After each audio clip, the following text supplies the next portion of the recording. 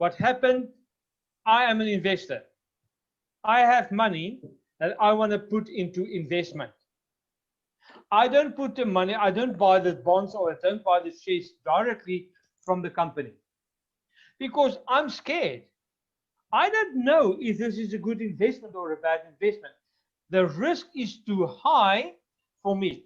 It's become like a gamble if I want to put all this millions of bahts or millions of dollars or millions of currency into a company. If I don't know the company, even if I know the company, I don't know if this book is good or this book is bad. However, if I can go through an investment bank, a bank, I buy my shares through this investment banker. That guy already know whether or not this company is good or bad. So I put my money into the investment bank, and the investment bank then will pay the company. The company sell the shares, as we said earlier on, they sell the shares to this investment banker or to this underwriter that we spoke earlier on, and the underwriter sell the shares to me. Okay. So it's safer for me as investor because I know I have kind of a lesser risk than deal directly with this company because I must be able to trust this investment banker. For me, from a company side, it's also easier because if I then otherwise I have to put in more staff to sit in the company and just sell shares and buy shares and sell shares and sell shares, and it becomes a lot of work for me that I'm not used to. So I rather sell the shares to one guy, say I sell the shares for $10 and he sells it then to 12 or 15. Not my problem because I got what I wanted it to have. As the share price go up and I keep some of the shares back, my share price go up. And in the cases of these rich guys, say Mr. Telsa, what happened with him? He has so many shares. Or Mr. Facebook. He does not have all that cash to make him one of the richest people in the world. But Mark, what happened to him? He has shares in Facebook. So as this investment banker is buying and selling shares, and he will buy and sell shares on the demand that is there. If demand goes up, the share price goes up. So that will make me as an investor, or the owner of say Facebook, or as that share price goes up, my richness, my income, my the way that they measure my wealth also goes up because that price goes up. And as that price goes down, and I don't know if you can remember, it was about 2 years now with COVID, I'm confused, but about 2 or 3 years ago, it came out that Facebook leaked information. Our private information they got out and the governments could use it. As soon as this thing came through WikiLeaks or somebody leaked this information, when that information leaked out, Facebook shares dropped. Boing. I think Mark Shuttleworth in one day lost $5 or $6 million. Does it matter? No, because it's not his physical money that lost. But it's the share price that dropped that immediately created for me a problem. But it came back up again.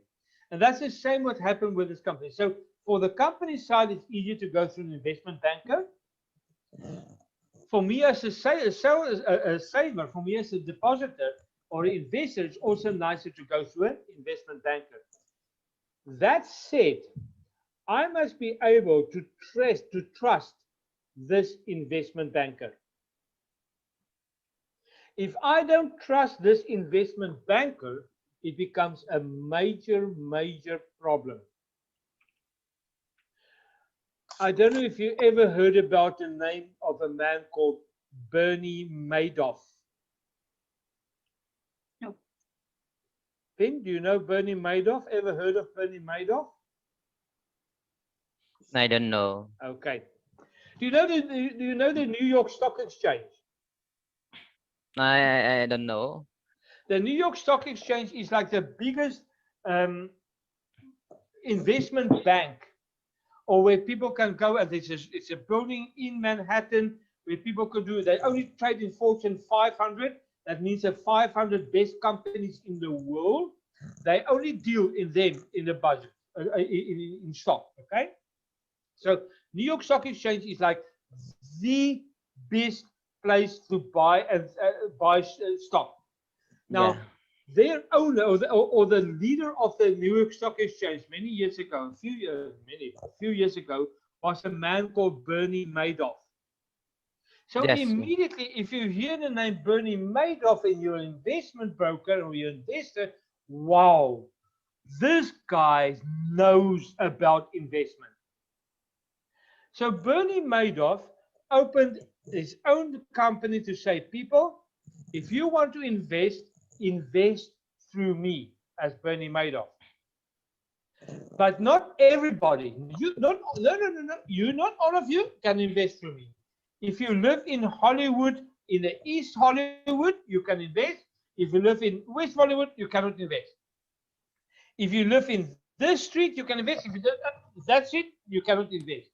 So people were queuing up because of this demand of using Bernie Madoff as the investment banker, became like the go-to guy.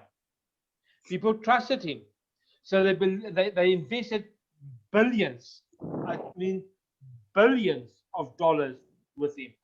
Big companies like, you know, when you look at companies, we look at 1, 2, 3, 4 individuals. We're also looking at people who run a whole insurance packages, like our pension fund.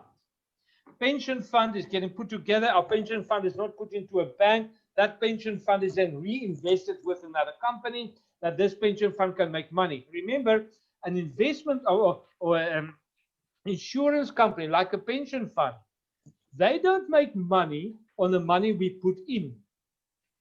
They make money by taking all the money that we put in, invest it into another company, and the profit they make from the investment is how they survive and they become richer. So now many of these provident funds and pension fund companies, they invested in this investment banker called Bernie Madoff. They trusted him. He was the head of the New York Stock Exchange. 2008 come, collapse of the financial system. All the financial systems broke down.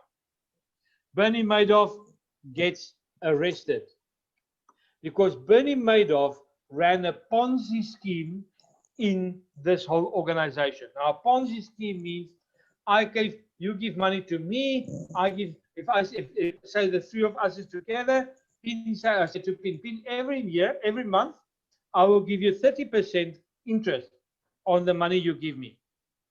So Pin said, okay, I'm going to give you $1 million. So he gives me $1 million. So I said, okay, now next month or next year, once a year. So next year, I must give you 30% on that $1 million. You must give me, my goodness, when am I going to get it? So now I go to Kara and said, Kara, just before the end of the financial year, I said, Kara, if you invest in me $1 million, I will give you a 30% on your growth. So what happened now? When Kara give her money, I give 30% of her money to Pin. So that is how I try to get people now, and eventually I get all this money. It's not going into a bank. I'm starting to distribute the money, like that's called the Ponzi scheme. Bernie Madoff ran a Ponzi scheme with billions of dollars, meaning he bought islands, meaning he bought his own aeroplanes, his own yachts, everything with this money, and paying people out who want to start, and people still stand in the queue. When this financial collapse happened in 2008, Bernie Madoff got arrested. He said, oh, thank goodness, now I can go to prison. I can relax. Many people lost money. Pension funds lost money. Big money got lost. And Bernie Madoff, as a 75-year-old, got imprisonment for 150 years. He's not even going to see 100 before he dies. And that was his way out of stealing money from the saver, in this case, the saver.